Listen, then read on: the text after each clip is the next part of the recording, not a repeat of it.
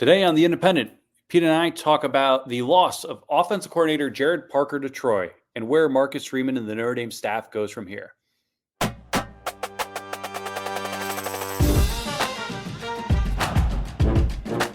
Welcome to The Independent. I'm Pete Sampson, The Athletic, joined by my colleague and co-host Matt Fortuna of The Inside Zone. And I don't know if this qualifies as a emergency podcast, but for the second time in a calendar year, a Notre Dame offensive coordinator is leaving for the state of Alabama. Oh, I didn't even think of that. Second time in as many weeks, we have a quasi-emergency podcast, one of which we had to record twice because we knew that news was coming, Riley Leonard. This one a little more surprising. And apologies to our listenership. Got a lot of tweets. Where's the emergency podcast? I was traveling all day today. I did kind of anticipate this news coming today, but it's still very, very big. And sounds pretty positive, frankly, by reading the Notre Dame fan base right now. I mean, there were a lot of people upset when Marcus Freeman came out after the Stanford game and said he wants everyone back. People were even more upset a day later when he went back on those comments and fired Chancey Stuckey. And I was told repeatedly from that day forward by anyone inside that building, we're really hoping Gerad Parker gets a Group of 5 head coaching job. And God's honest truth, did everything I could to not laugh at them when they said that. But here he is. He's got one. You want to look at the last 1, 2, 3, 4, 5, 6, 7, 8 Notre Dame offense coordinators.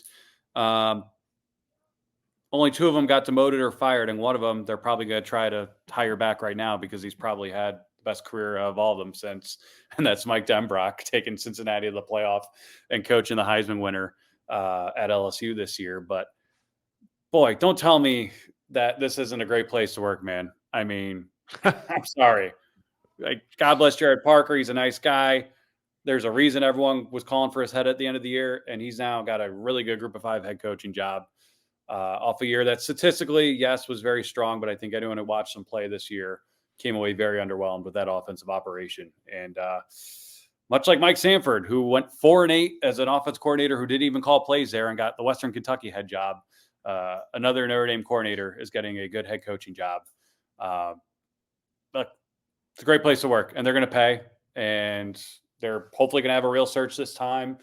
And maybe this staff, this regime gets a new lease on life, so to speak. Not that anything was in peril, but there was going to be a hell of a lot of pressure on Marcus Freeman going into year 3, especially had he stuck by, or because he wanted to stick by the guy who everyone was calling for his job for.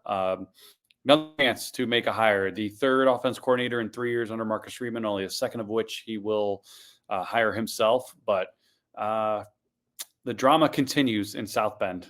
The very last head coach opening, of course. Right. Until, yeah. And look, Riley Leonard also from Alabama, if we want to get technical. That's right. It's the center of the Notre Dame football universe right now. But yeah, it's I had heard much the same from you over the last 3 weeks that there was a hope, and I wouldn't say an expectation, but a hope that Gerad Parker would find a head coaching job, which sort of got me thinking back to, like, there have been Notre Dame coaches who have gotten head coaching jobs who needed to get head coaching jobs due to sort of the perilous nature of their position there. I think Gerad Parker was not there. But I 100% agree with you that, like, not that it resets the clock on Marcus Freeman, but I do think it turns down the temperature a lot on sort of how he's viewed by the fan base. Like, even though this decision in some ways was made for him, it sort of counts the same in terms of, all right, you've got Riley Leonard coming in, especially if you hire Mike Denbrock to be your next offensive coordinator, or at least someone just more established from outside your immediate coaching tree. And I realize Mike Denbrock and Marcus Freeman were at Cincinnati together. Mike Denbrock obviously was at Notre Dame for 2 tours of duty under Brian Kelly and Tyrone Willingham. I mean, look, he was here when he coached friend of the pod, Brian Harris, and Brady Quinn was on those teams. But if you hired Mike Denbrock to sort of knit the staff together, he's worked with a really good dual threat quarterback this last year, who was not a really good dual threat quarterback before he got to LSU. They had the number 1 offense in the country in scoring, yards per carry, pass efficiency, and yards per play. I mean, it was a clean sweep down there. And I realized they had to play a certain brand of football because their defense stunk. But Mike Denbrock has gotten to a place in his career where I would equate him to maybe a slightly more personable Al Golden. He's A little seen more some than stuff. slightly. He might be one Yeah, of the more personable guys I've ever covered at Notre Dame. he's seen stuff. Like, he's seen game plans go sideways and adjusted. He's coached through a shitstorm before, and come out the other side and live to tell the tale. Like, I mean, he was here in Notre Dame in 2016. That's gonna be a hell of a lot worse than whatever Notre Dame looks like, hopefully for the duration of Marcus Freeman's tenure. And like, I think he has an appreciation. He's I think he's a native of Homer, Michigan, which is basically 2 hours northeast of here. So he's local to this area. And like, he gets Notre Dame. I would say, I was kind of running through the staff in my mind, like, who on Notre Dame's current coaching staff understands Notre Dame better than Mike Denbrock? None, but I don't think that would Nobody. even be possible unless maybe Tommy Rees was still there. Yeah, just like nobody would get it like he gets it. And I think there's about everything that I just listed off would be a valuable asset for Marcus Freeman to have on his staff. And that's, it's weird to think, like, a year ago, if you had put Mike Denbrock on a replacement for Tommy Rees list and described him as a home run, people would be like, "What the hell are you talking about?" But Took that's Cincy to the playoff. That's not yeah, nothing. but it just, like, Beat it Notre wasn't Dame to like a get there. sizzling name, right? And it's weird to say Mike Denbrock is like Mike Denbrock, hot offensive coordinator candidate, because he's like the most like everyman guy out there. Yes. He's like abnormally normal for the profession, which is just, he's a delight. But He's that a would more be, normal speed Chuck Martin. yes, he is not. He does not live life on podcast setting 2.0. Correct. He listens to his podcast at normal speed. That's Mike Denbrock. So I think it'd be a great hire. So that gets to my question, Pete. We're seven and some change minutes into the show, and we're already talking about Mike Denbrock. Is this realistic? Is it possible? He is said to have just re-upped with LSU for a 3-year deal after Texas A&M and Mike Elko made a run at him. Is this realistic? And I don't see it in the sense, can they afford him? Like, is it even like, I think how would that logistically work, assuming the ink is dry on that extension? I would describe it as it's realistic in the make him say no. Like, and I'm like, Ryan Grubb at Washington is a incredible offensive coordinator, but that's not even a realistic make him say no candidate. Like, Mike Denbrock would be my number one candidate that's realistic, and that I would force the issue and make him say no. Well, Grubb re-upped last. So Grubb was, I believe, in Alabama. I know he was talking to Nick Saban. Yeah, before that was the guy that could have stopped the whole Tommy Rees cascade Right. to Alabama. And he stayed at Washington. I want to say he signed on for 2+ to stay. I assume it was a 3-year extension. I don't know that, but all of which is to say, it would be cheaper to buy him out than it would be to buy Mike Denbrock out. And look, 9 times out of 10, I'll say money's not an option with Notre Dame. When they want their guy, they'll get their guy at OC. Money's not an option or not an object? Not obstacle. Last year it was. So we find ourselves in this weird place here where we're talking about this thing in relation to last year, in which everything that could have possibly gone wrong went wrong. Do they learn their lessons from that? Do they overcompensate in light of that and just throw a blank check at whoever they want and pay whatever the buyout is? I just, like, if Mike Denbrock stayed at LSU over A&M, not that I expect him to jump to A&M, but if he signed a 3-year extension to tie himself to Brian Kelly in that place, I don't have the contract in front of me. I don't think it's publicly available yet. There's no way that's for anything less than 2 point something, which would cost an arm and a leg to get out of if you want to hire him. Now, I'm not saying don't do that if you're Notre Dame. Again, easy for me to say, it's not my money.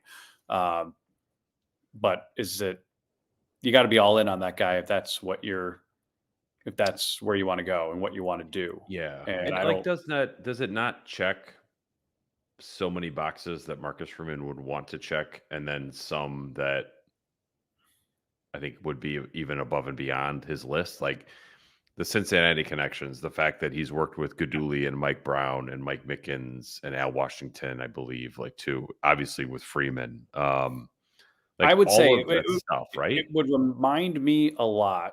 Him going to Notre Dame right now to work for Freeman would remind me a lot of him going to Cincinnati to work for Fickle, who to that point had not, other than the interim stint at Ohio State, had not Yeah. run a program before. Pay a lot better. It would pay a lot better. So Denbrock was essentially demoted in so many words at 16, the way everyone Yes. that year was basically fired or demoted. I've talked to him about it. Yeah. By And he's all just like, accounts, in real time, people in the building were like, Matt, this guy's handling this like a champ. Like he's being a total pro. Yeah. Like there are people who get fired who don't act professionally about it, understandably so. This guy's a total pro. We're going to help him get to wherever he wants to get. He was in Brian Kelly's wedding. There are photos on Twitter that you can find that Kelly puts out every year on his anniversary. Would you do it if you're him? Is my question. I think if it wasn't Notre Dame, no, I don't think if you remove the 10 years at Notre Dame, if you remove the coming from the area, I don't think you would do it. Then it would just be Ryan Grubb. It would just be, this is maybe the best guy out there. How does he fit? Maybe it would be Colin Klein. Maybe it'd be Andy Ludwig. But there's a connection with Denbrock, both to Freeman and I think maybe as importantly to Notre Dame that I think is a real thing. And it's not just one of those like pie in the sky coaching candidate lists where like one time he went to summer camp in Mishawaka and it's always tugged at his heartstrings. Like Denbrock worked at Notre Dame for 10 years and he's from the area roughly across the Michigan border. Like that's real stuff. So I think that actually is relevant to what may happen here. Yeah, I mean, I can't speak for him, but I would say in that business, you're always looking at your clock, right? And you're going into year 3 at an SEC program where it's national title or bust. And you just lost 3 games with one of the best players, probably the best player you've had since Joe Burrow. What's going to be a realistic expectation / feasible long-term path there, especially in next year's SEC that brings in Texas and Oklahoma as well versus, hey, I can go back to the place I know as well as anyone and as anywhere and maybe do for them what I did for LSU. I'm not saying Riley Leonard's going to win the Heisman, but make the playoff, maybe win a playoff game and take those necessary next steps that Notre Dame needs to take to get closer to winning a national championship. So it makes sense to me. I think there are a lot of logistics in the way of it right now. Not that they can't be figured out by both sides, but look, if he didn't just sign this 3-year deal, yeah, I'd be like, yep, go get Denbrock. Like you can probably get him. He should be your guy. Who are some other names you like? I mean, Grubb's one that would be a home run. I'm not saying it won't happen, but I don't have any reason to think it would happen, especially with the timeline right now. I don't think Grubb would be. I don't know. If you're leaving, they've got a game to play. That's I think. That's what I'm saying. Like you see guys do that when they're taking head coaching jobs. You don't see them do it for essentially lateral moves. Fellow OC positions. I think Alex Atkins, I think, is a really great name and coach. I'm a little surprised he didn't get deeper looks at head jobs this cycle, whether it was Duke or Tulane. Southside Chicago guy. He's been with Mike Norvell a while. I mean, offensive line guy. Like just, you think of Mike Norvell, you think of like high flying passing attacks, flash, like Alex Atkins, the way he has rebuilt that line. I mean, that was a broken program, and the crux of that break, so to speak, was the offensive line. I mean, they gave up 48 sacks in 2019, the year before Norvell and Atkins got there. They've given up just 44 in the past 2 years combined. They went undefeated this year with a tough non-conference schedule. That being said, the guy I don't believe has called a play before, and I think you need someone a little more experienced right now, kind of like you've got that Al Golden on defense. You need someone similar on offense, and Denbrock fits that mold. Even more so on offense, I would say, because you don't have a defensive-minded, or you do have a defensive-minded head coach. And therefore, I think you might need to prioritize things a little bit differently. Although I will say, whether it's Lincoln Riley with defense last year or Marcus Freeman with offense this year, you name it, Kirby Smart with offense when he got started, I'm very much over the like you're the head coach. You're the head coach of both sides of the ball. I don't like. I'm very much over the like. Oh, well, it's Alex Grinch's defense. No, it's Lincoln Riley's defense. It's Kirby Smart's offense. Right. No, or it's whoever their OC was before Monken. Like, no, it's Kirby Smart's offense. Like, you're a head coach. You make the hires. You oversee the guys. They run what you tell them to run. We're going into year 3 now, the Marcus Freeman era. And I'm not saying that wasn't the case these past 2 years with Parker and Reese, but I don't subscribe to the notion of, well, this guy will have more autonomy because Freeman's more concerned with the defensive end. I don't believe in that philosophy. Yeah, I'm with you on that. And I look, Freeman. By the way, Brian Kelly was a defensive guy when he got started too. Right. And Mike Denbrock has also been a defense coordinator. I did not Just know at that. Grand Valley State. Yeah. Okay, yeah. Way back in the day. It's I agree with you. But I mean, with Freeman, at least when Reese was here, I mean, Freeman would sit in meetings, but just to observe and listen. But it's like that doesn't mean Freeman doesn't have the right or autonomy to be like, no, I want to run the ball more, or like I want to have more of a deep shot part of my pass game. That's fine, but I think Freeman does a pretty good job of staying in his lane and like not trying to pretend like he knows stuff that he doesn't know. A guy that's really interesting to me, and this is, I watched a little bit of Missouri this year. They were fun. But this is more based on talking to other coaches in college football. Is Kirby Moore, and he's only been an OC at the Power 5 level for 1 year. It's been this year. Yep. He was at Fresno before that. Kellen Moore, who's with the Chargers, is his older brother, former Boise State quarterback. I really like what they do. I think there's a lot of pre-snap motion, which is something that I don't think Parker got into a ton. And they did it with like kind of an interesting group of skilled talent. I mean, I know they had Luther Burden, who was a 5-star prospect coming out of high school, but their running back was a former walk-on who transferred in from Valdosta State, maybe. I didn't even know that. I know he finished in the top 10 of the Heisman voting and really was on a tear at the end of the year. But yeah, he transferred in from a Division II school. So it's just like, it's not like he's got a ton of material there that, it just is. He was overwhelming with material. I mean, and they had, I think, Theo Weiss, the transfer from Oklahoma, who was there. Truman State, I'm sorry, is where Schrader played before. Truman State? Truman you just made that up. No, I did not. It's Truman State. Where is it? I don't know. It's probably in Alabama. Truman.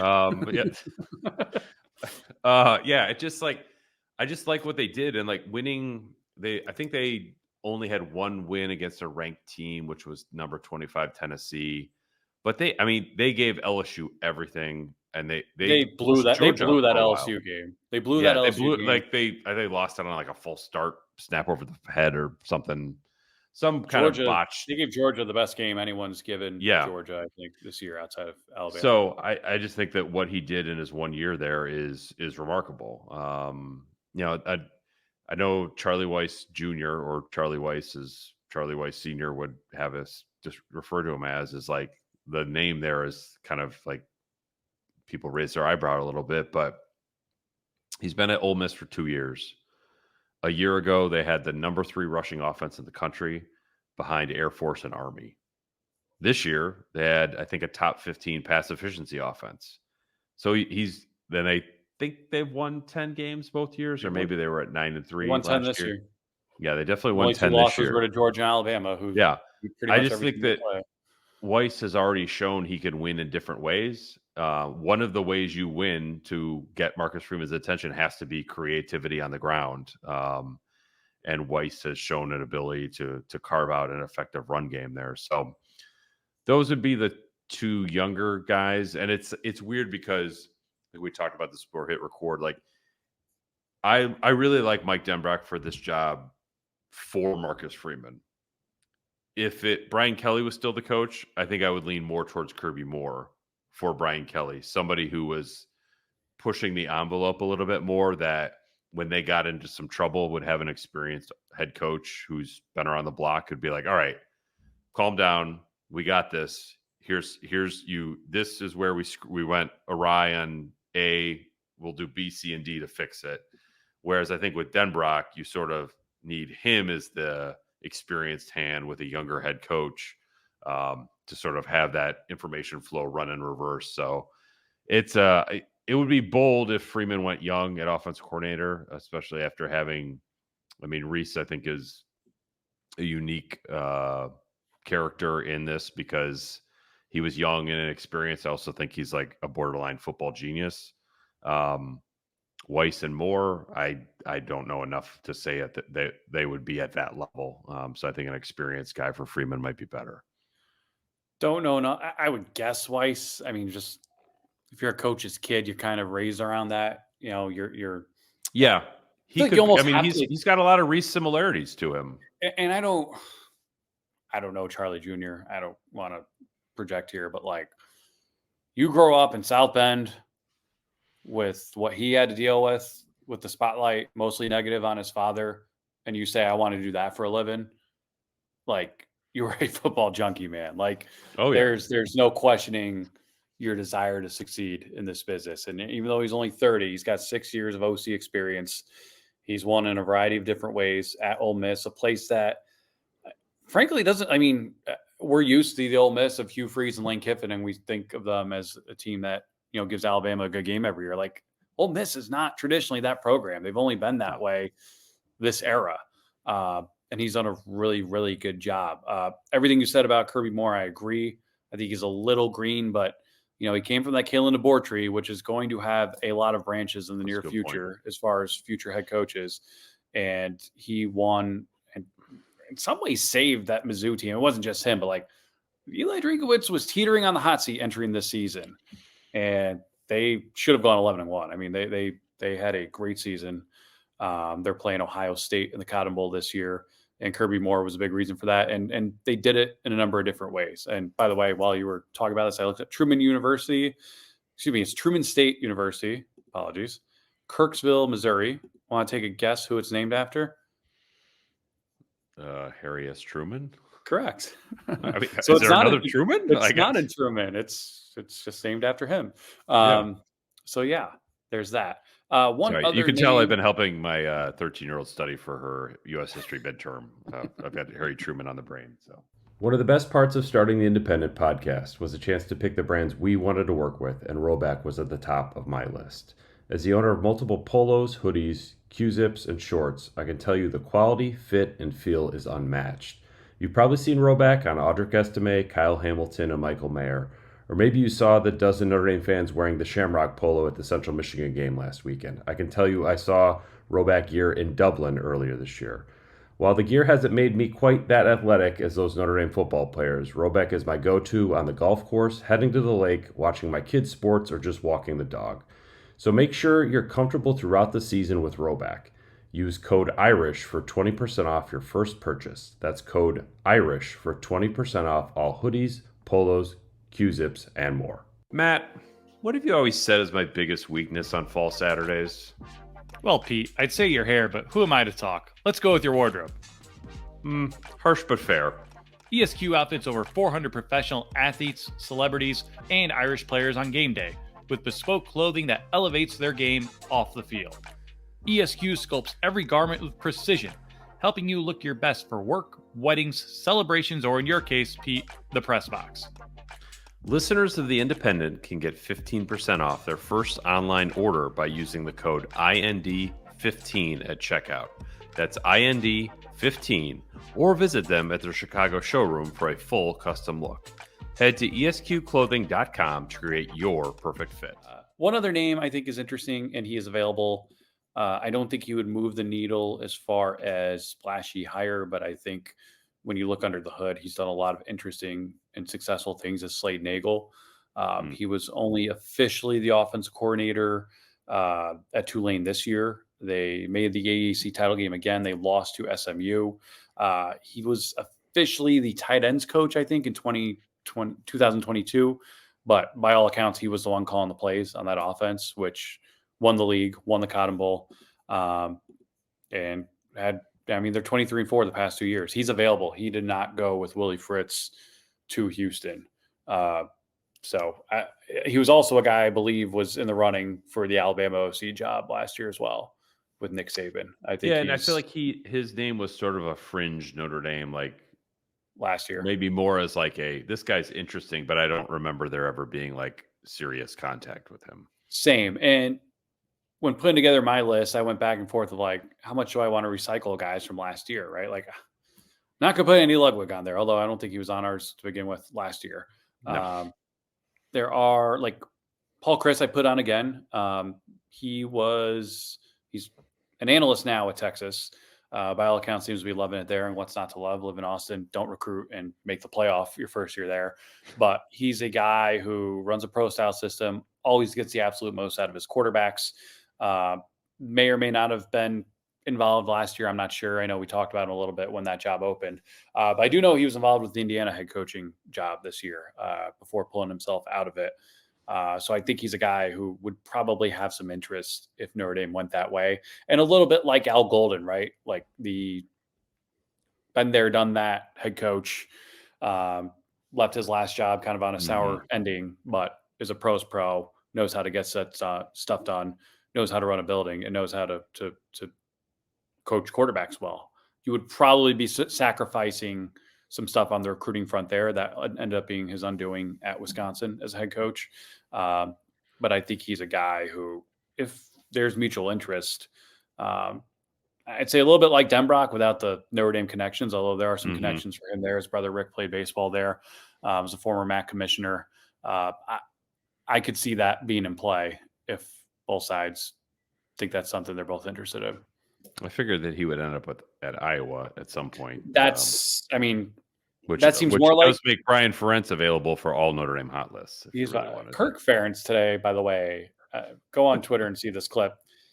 He went on some rambling. I wouldn't even say rant because he was kind of casual about it all, but he rips, Chip Long, Phil Longo in Wisconsin, and absolutely tortured Lincoln Riley and USC about some of those guys' philosophies when it comes to offense and their ignorance toward defense. Go look that up while you have a minute. I've seen salty Kirk Ferentz. This one was like, okay, where'd that one come from? But I could easily see Paul Chris being involved with that job. I could see him being a better fit with that job because Wisconsin and Iowa have a lot more similarities than Notre Dame does with either of those two schools. But again, that's a name that I think if there's interest, you got to pick up the phone and see what his price is, so to speak. Because I think his next move is being a Power 5 OC or a MAC head coach. Yeah, I could see that. Yeah. By the way, that reminds me one other name I want to say I did not have on my list that I printed, but I do wonder if you might have a chance at Jason Candle right now because he was on mine. Yeah, I just again, it's highly professional, experienced, has seen some stuff. Hell, I mean, he almost won a game at Notre Dame a few years ago. That's right. Yeah, I think he would be somebody. Wasn't that against Marcus Freeman as well? Was that as a DC, right? Yeah, not as head coach. He's home opener as DC. So yeah, I mean that was one that would be interesting to me. And look, I think we all point Sean Lewis, who was a name on all of our lists last year, not on our list this year because he went to Colorado and now San Diego State. It's not. And I think earlier in the show you mentioned look, what's happening to Notre Dame OCs? What jobs are they getting? Or Notre Dame DCs? They all have a chance to be head coaches, and then some of them go straight to the Power 5 level. Jason Candle already has done the MAC level job, I think, since 2016. Was that his first season there? He's been there a while. He's interviewed for a lot of Power 5 jobs. It has not gone his way. From my understanding, he hasn't wowed anyone in the interview process, but I think interviewing to be a head coach at a Power 5 job is different than interviewing to be the head coach, or excuse me, to be the OC at a job like ND. Right. And I mean, it's much different. More money. You get a raise. You restart your clock. You get a better chance to get a head coaching job, I think. He just lost his quarterback to Baylor, Daquan Finn. Yep. Won MAC MVP this year. He's a really good coach. I think he's about the right things. I think he's a really good culture builder at Toledo. I know they lost to to Miami, Ohio in the MAC title game this year, but like Toledo's the program in the MAC right now, and they're set up to succeed for a while. But much like Chuck Martin, rarely do you see guys last that long Right. at the MAC. It's almost hard to last that long because you're either gone You're then you have threading a a good needle. season, or you get fired because you're going 500 every year, and it's really hard to just keep that level of consistency up over a decade span in that league where the margin for error is really, really small. So Yeah. I think that would be worth a call. I know Miami brought him in for an interview 2 years ago to be the OC, and be interesting to see the revisionist history on Candle's career with that, although he's had probably his two best Toledo teams since turning down Miami 2 years ago. Mhm. But I think that's another one. I think he's 45, 46. He's not the youngest guy in the world, but younger he's guy. I don't he's even a know if he's that old. He's a seasoned pro. He was really good at quarterbacks, really good calling plays. Those things are important. I think we'd be missing the boat if we didn't mention Gino Guidugli here, even though I think both of us believe it will be an external hire, just based on what sources told me today. But to be fair, a year ago we thought the same thing based on what sources told us back then, that they weren't going to go internal, and they ended up going with Gerad Parker. If they hired Gino Guidugli,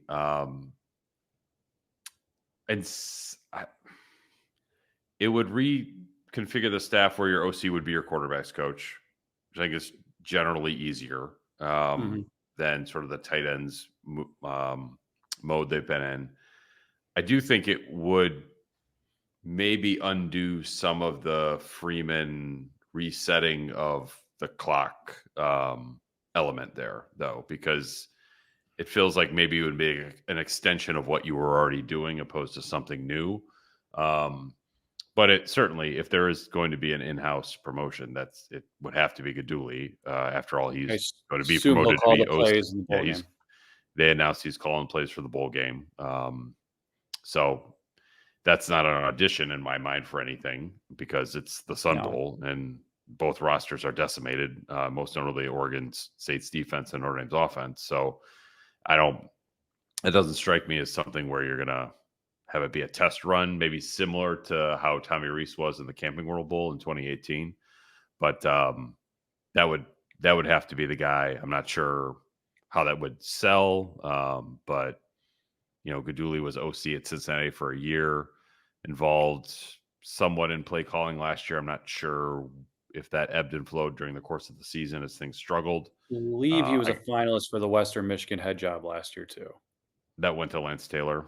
Yeah. Yeah.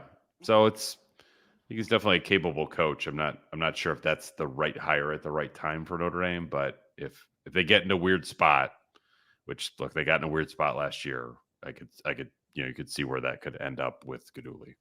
I wonder if, because you already have a quarterback's coach on staff, and I hate to use the word risk here, but like, could you hire an Alex Atkins then, whose bread and butter is not necessarily the quarterbacks, but everything other? Like, is there an opportunity to work in concert with the quarterback's coach on staff? I don't know. It's an interesting dynamic. Most places, Notre Dame usually too, has their OC as their quarterback's coach. That's not the case right now.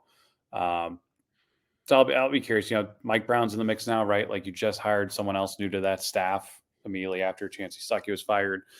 So there are a lot of moving parts there. And let's face it, it's only December 18th. NFL cycle is not even, firings have begun, but the hirings are far from getting started. Would not surprise either of us if Al Golden was NFL DC next year, and we're having the same conversation about who's calling the defense next year for Notre Dame.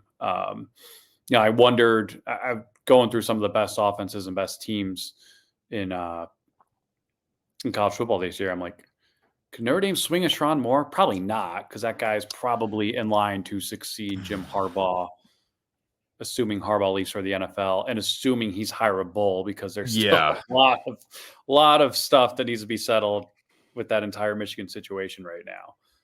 But the guy was a Broyles Award finalist for a reason, and he completely outcoached Ryan Day in the game this year, which was very, very impressive. That I hadn't really thought much about Alex Atkins. That would be the most outside the box hire of all of them. Would you agree with that? Like, there's not really a connection. You've got to reshuffle duties on the staff, I would think. Midwest guy. Okay. I don't know if you need reshuffle duties. If he's just You OC. just give him tight ends. Sure. Yeah, I forgot Parker was tight ends too. Yeah, it's like the position I think people thought it coached itself, but Because it kind of has at Notre Dame the last yeah. few years. So yeah, I think go back to Chancey. I guess Denbrock was Gerad Denbrock Parker was tight inherited ends these coach. Greek gods. Like, yeah, I think Denbrock was tight ends coach my first year covering them, if I'm not mistaken. he was. I want to say he coached tight ends and offensive tackles, maybe at the same time. Like, I remember they had a offensive line coach named John McDonnell who was like guards and centers coach, which I've never heard of before. That was not when I was covering them. No, this was long before. I think you were Okay. like 12 years old back then. This is like when Ryan Harris was on the team.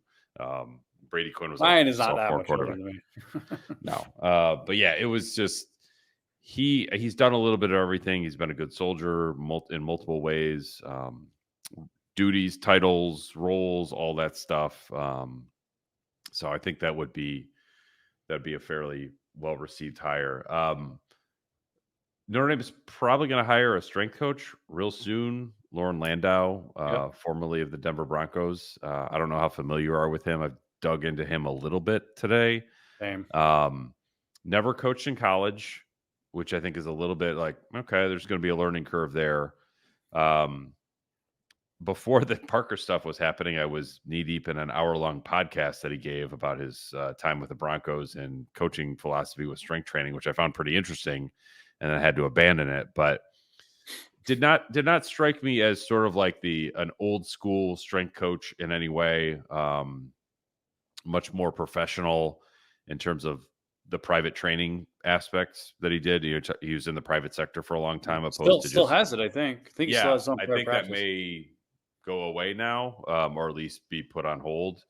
But lo and behold, one of the people he worked with was Ryan Harris. I was just going to ask, was he? And I texted Ryan, who I think, God bless him, is skiing in Colorado right now or somewhere out west. It was just like, he said, great guy. And his quote was, he made me a champion.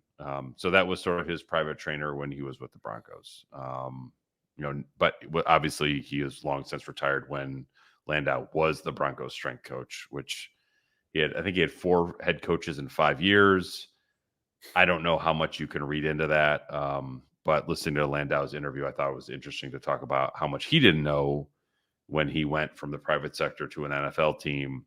I think that there will be quite a learning adjustment when he gets to Notre Dame, if that comes through to fruition, because there's just the calendar, the contact periods, how much you can be with the guys, how much you can't. All that is we've mentioned this before. Like trying to explain college football to someone who doesn't follow college football, they look at you like you have 4 heads. Like that sport doesn't make any sense at all. It does not. By the way, can I just say, and someone texted me this today saying they were getting Jimmy Clausen flashbacks. Dylan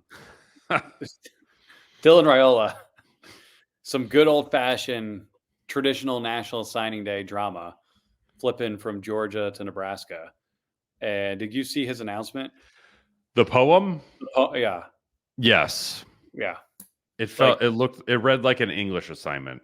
I got a text say it was like, I'm getting Jimmy Clausen coming to Notre Dame at the Hall of Fame vibes right now. And this is going to either be the greatest thing to ever happen in Nebraska or the biggest nightmare ever. But it just it felt like it used to feel with like high school prospects having their moment, probably too big for them, and having a traditional signing day flip. Because as you just said, trying to explain college football to anyone, Gerad Parker, welcome to Troy. You have a signing class you got to get in Wednesday. Oh, and by the way, your intro press conference is Tuesday. It doesn't make sense at all. Godspeed to you.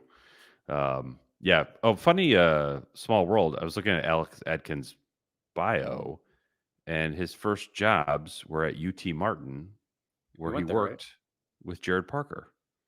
Oh, I did not know that. Yeah. I knew he went there. I know he worked for them.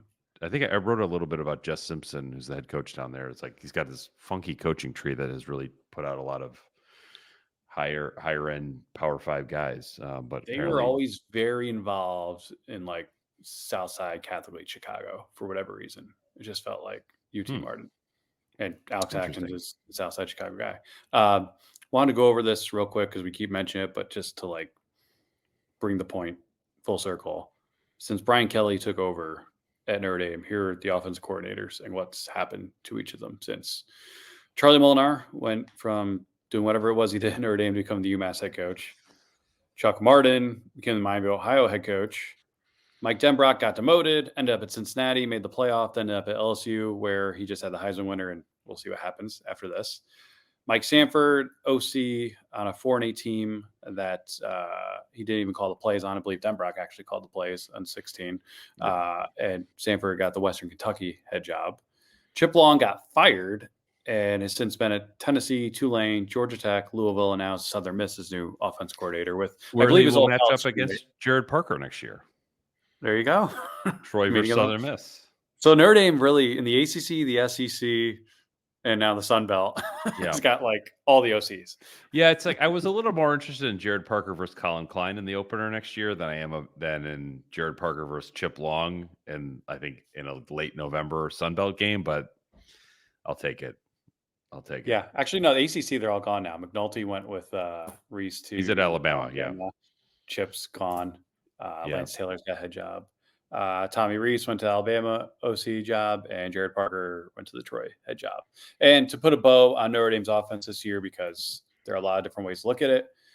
In fairness, 39.1 points per game, number 8 nationally, number 2 in school history behind the famous 1912 team that averaged 48.6 points per game. We all remember that.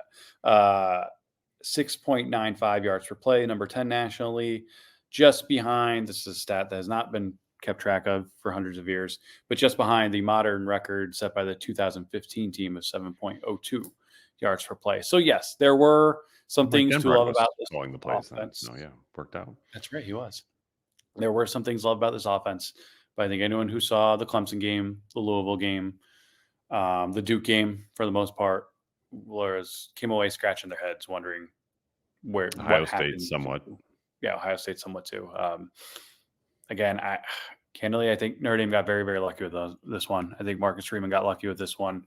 The same line of thinking where you were saying, you probably don't hire Gino Guidugli because you want to restart your clock, for lack of a better term. Like, yes, you have a chance here to, let's face it, you have the chance to make an offense coordinator hire. And I go, this is your third one in 3 years, but Tommy Reese was foisted onto you. And in many ways, Gerad Parker was too, because of the disaster that search was. Like, you had no other option. So here's a chance to spread your wings, go out there, make a splashy hire, and go into the 12-team playoff era thinking you're not only going to make it, but maybe make a run in it.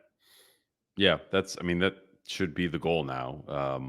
I think in the past, it's got to be the goal. Like I know you always say, not just you, but you're on this podcast. Like, go say, I hate college football right now, where it's playoff or bust. Well, if it's not that, it's going to be. But it already is. The entire freaking roster opted out of this game. Like, it is. No, I'm just saying. In the my view was like, if Notre Dame didn't make the 14 playoff, it wasn't automatically a bad season. If you don't make the 12-team playoff, it is. I agree. It readjusts what the line of demarcation between good season, bad season is now quite clear. Whereas before, I feel like it's been quite fuzzy. I agree in principle, but it's hard for me to say, and maybe New Year's Six. Well, no, actually, New Year's Six Bowls are not different because they've had they had opt-outs for the Fiesta Bowl. I don't mean to be one of those like old man yellow cloud things, but if everyone's opting out of the game, you can't tell me this season and this game is important and successful. Like, I just can't. I can't subscribe to that. Notre Dame went 9-3 this season. There will be another game that they play in El Paso on December 29th. And then the offseason will start. But Damian Martinez saga has taken a couple twists and turns. So he's back in, but then I thought that I was reading he's injured. Okay, yeah, I don't. Oh, is he injured? I just saw he's not. I don't know. It's very confusing. But yeah, it's like you've got a new head coach who's not coaching the team there. They have all these opt-outs. Notre Dame has all these opt-outs. You fired your receivers coach. You hired a new one who's coaching for the bowl game. Your offensive coordinator just left. It's just not a backup quarterback. Yeah, with the interim play caller. It just is like it's a game to be played, and I love college football, so I'll watch it. I would watch it if I wasn't paid to watch it. I don't know if I'd go to El Paso, but I mean, We missed a hell of I missed a hell of a famous toastery bowl today on my flight. So I've heard 28-0 comeback. It's just like it's a college football game that will be fun to watch and interesting, and there will be a lot of storylines.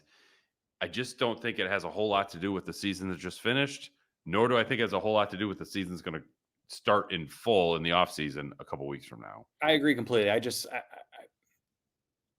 don't think that would change whether if they were in the Duke's Mayo Bowl, or, or in a higher tier bowl game. Like I think it'd be the exact same.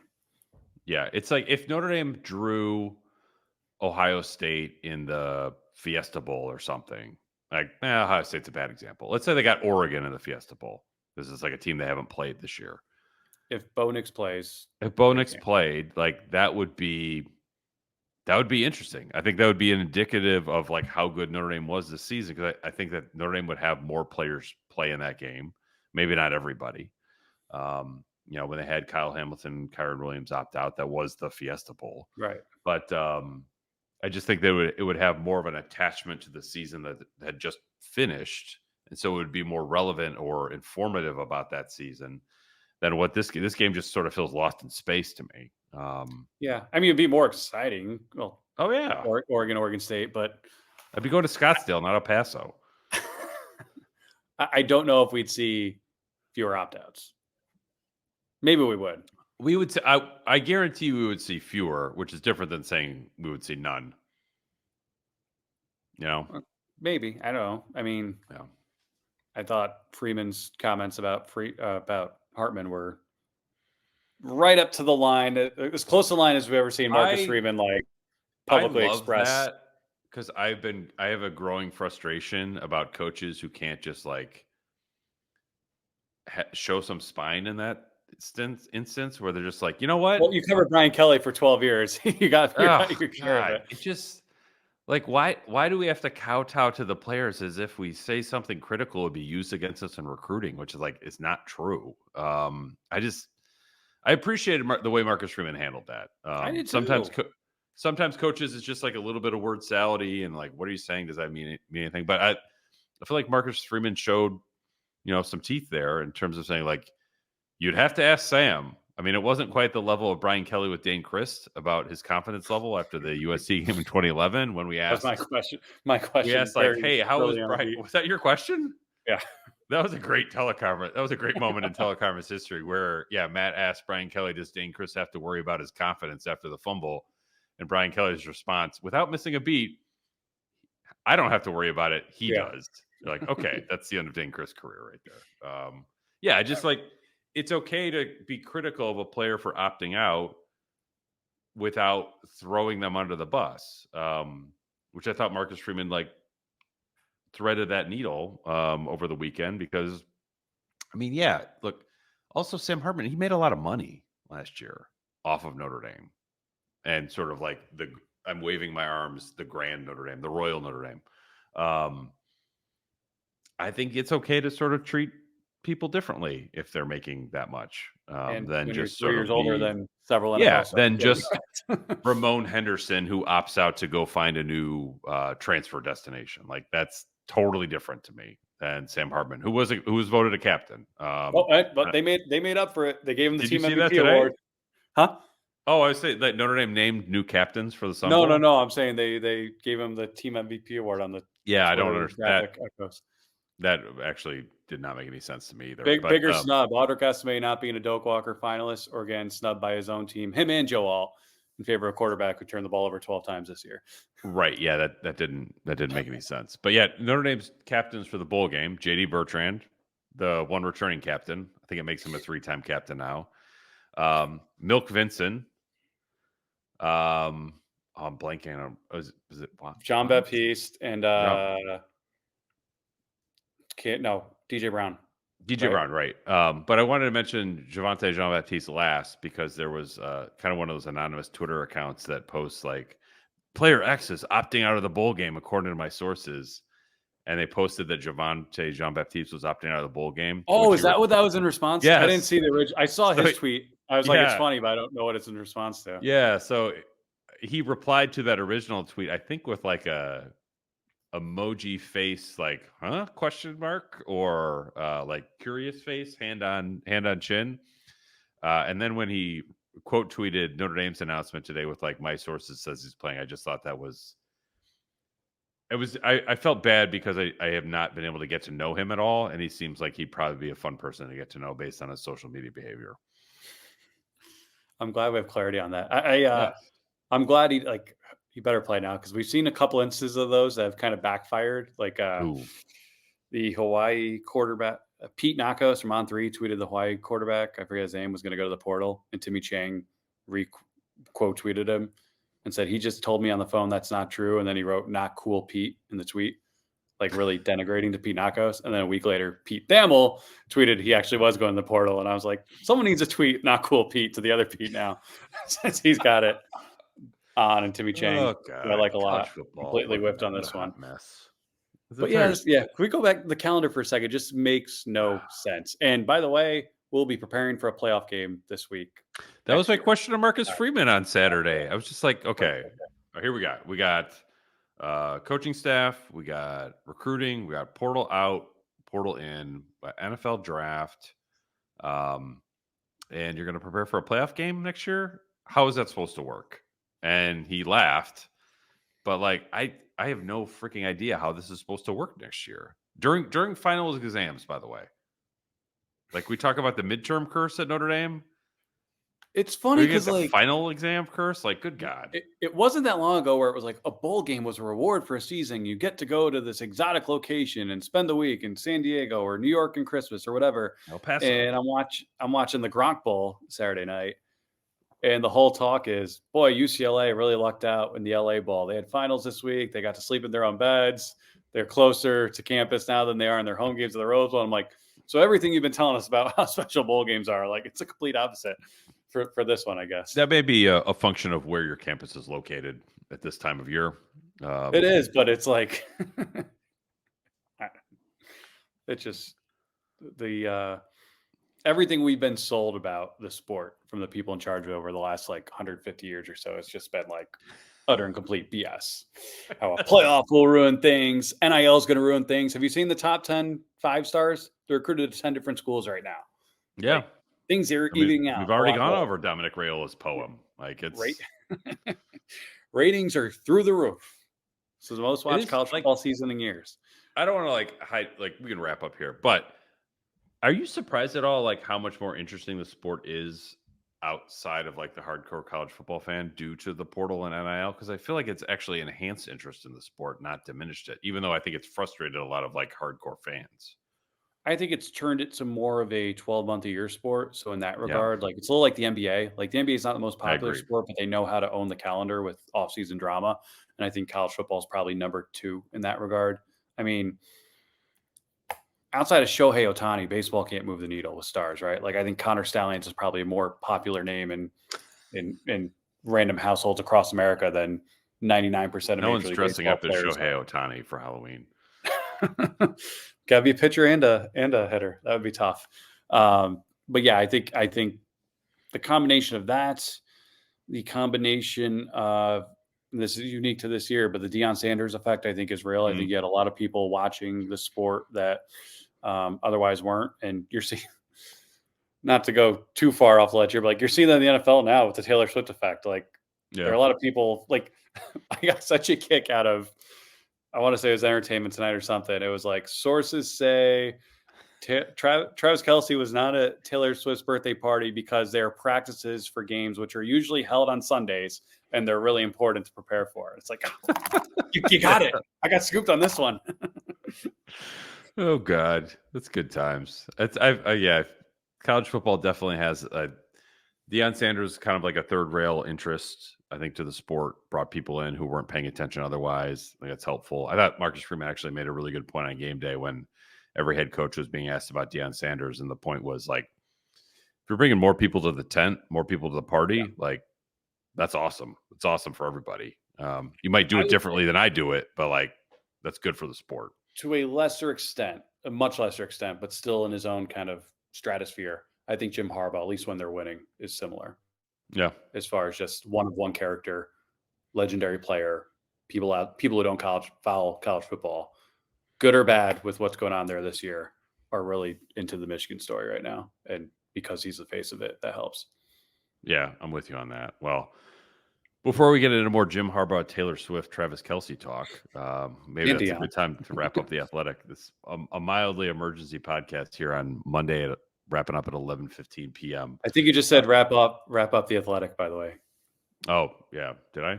Yeah, we don't want to do that. Sorry, that sounds a bit ominous. Wrapping up this episode of The Independent at 11:15 p.m. on a Monday night, following the news of Gerad Parker to Troy. Talk a little strength and conditioning, a little Sun Bowl. My credentials got approved today, which is exciting. Be heading down to El Paso, so we doing. Sources say you will not be opting out of covering. No, I will not be opting out of this game. If there's any more emergency news this week, we'll get into that. And frankly, on Tuesday, by the time you listen to this podcast, I will have already watched practice and had interviews with players, including Steve Angeli and Charles Jagasaw, two of Notre Dame's new starters in the bowl game. Signing day is Wednesday. Don't forget about that. Parker's press conference is Tuesday at Troy. Okay. I mean, there's a lot happening on this holiday week. So we'll be back. Maybe we'll do a show at the end of this week to sort of wrap up the latest stuff because things seem to be happening rather quickly. Then, of course, we'll be back to preview the Sun Bowl or whatever that is. Is it opt-outs and injuries and coaching changes continue to rack up? And then, yeah, it should be a fun week down there. So until we probably talk to you at the end of this week, he's Matt from the Inside Zone. I'm Pete Sampson from The Athletic, and you've been listening to The Independent. Thanks for being with us.